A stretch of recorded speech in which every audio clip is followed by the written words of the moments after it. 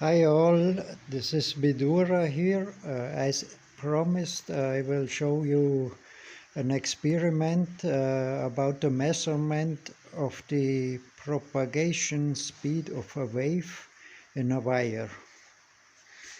So the setup is simple. I have the signal generator here.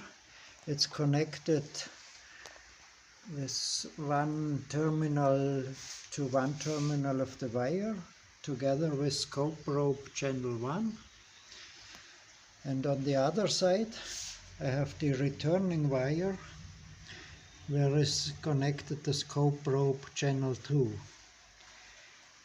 All the ground connections are joined together, but it's floating, there is no real earth ground. The wire is 60 meters. It's elevated from the floor now.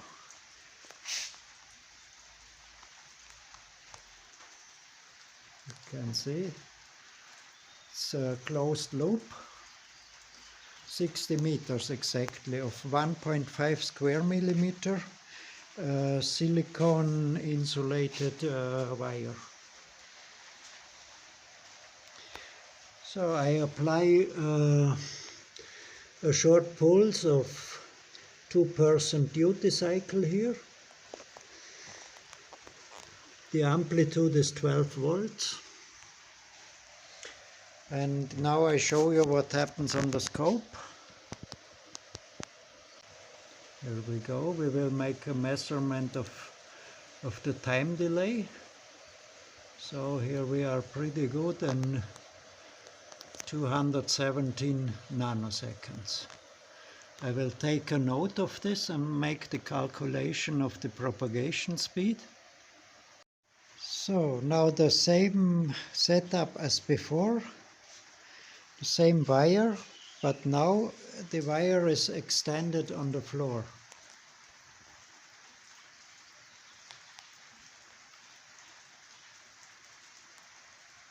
Okay, now we will see the difference in the velocity of propagation of the wave.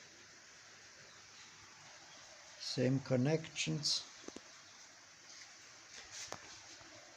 I have set the scope now to 100 nanoseconds per division, and you might note that we have a small skew here between this bump and the original pulse.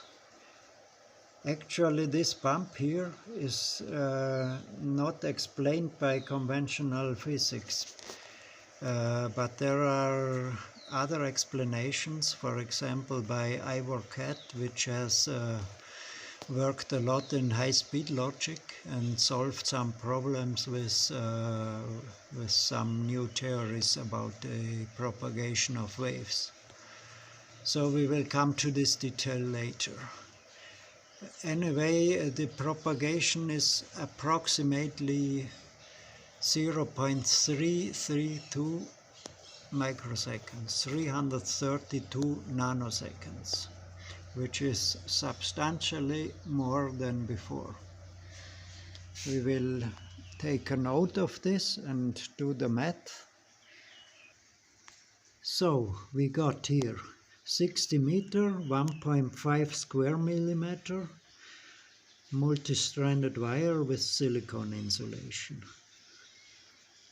Suspended in the air, the propagation delay is 217 nanoseconds, which gives us a speed of 276. In the second case, we have 332 nanoseconds, which would give us a speed of 180,722,000 meters per second approximately. So you can see the impact from the distributed capacitance on the propagation delay. Now we will take this propagation delay, we will multiply it by 2 and we should get the resonant frequency for longitudinal wave resonance in this wire. 1.5 megahertz for this. We'll try this.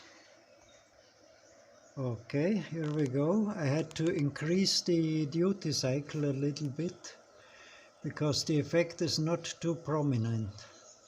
The first reason is that this bump on the free wire end, where the potential, half of the potential appears immediately, is against the resonant oscillation. This would not happen if the wire end is not free or grounded on one side, so this could be avoided. But the other reason is that we don't have a constructive relationship to the transverse oscillation, or better vortex oscillation, which is the magnetic part of the resonance. This happens at a completely different frequency here. I will show you. We will continue with the square wave, better is sine, but we will try to hit it with the square wave first. So we go down with the frequency. You can see here we have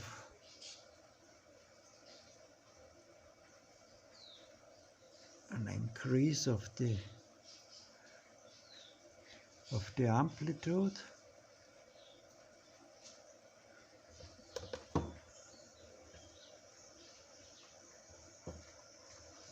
Here it's about here where the maximum amplitude is reached, which is around, I have here on the signal generator, 860 kilohertz,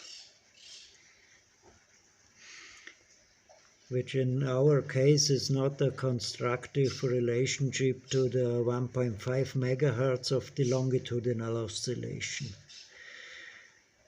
Now, to hit both parameters in order to get a constructive resonance.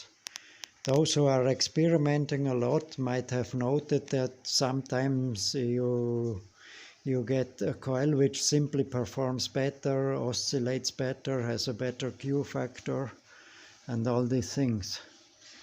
So, yeah, this is the reason.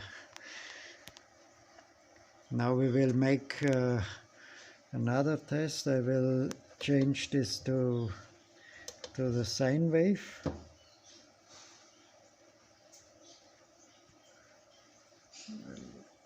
Adjust the trigger. You can see it's still higher, the amplitude, if we inject the sine signal. Now in this kind of resonance, where the magnetic part is also in play, the effects are much more prominent.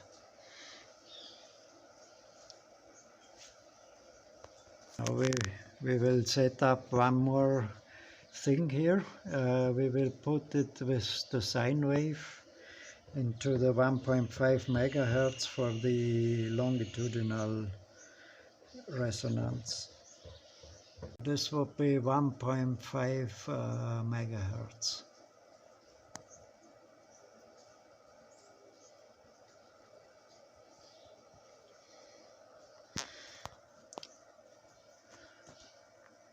Okay, thanks for watching. I hope it helps some for those who are experimenting. So now a last test for the moment. I have now wound all this 60 meters of wire here on this reel, and we do the measurement again.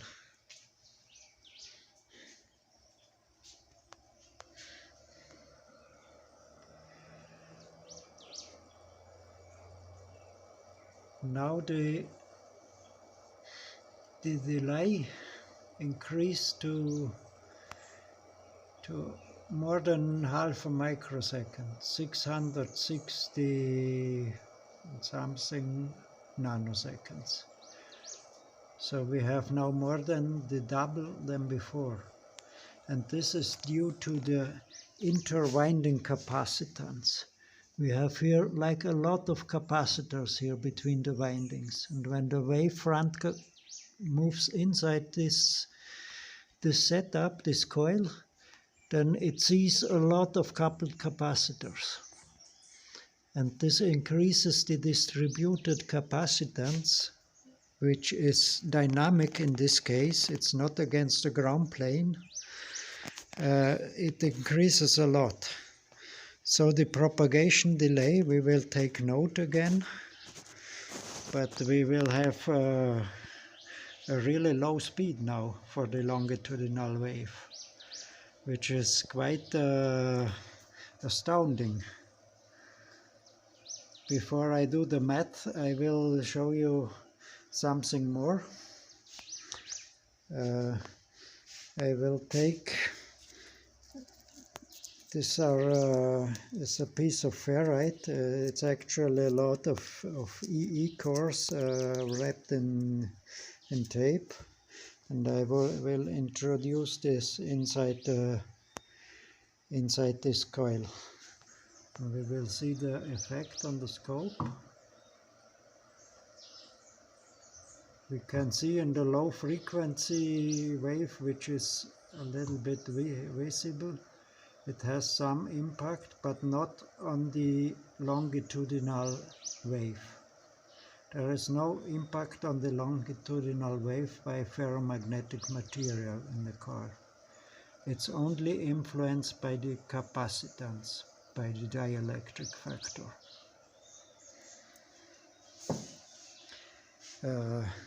We will take a bigger piece of iron. This is a really thick, solid piece of iron pipe. We'll introduce this.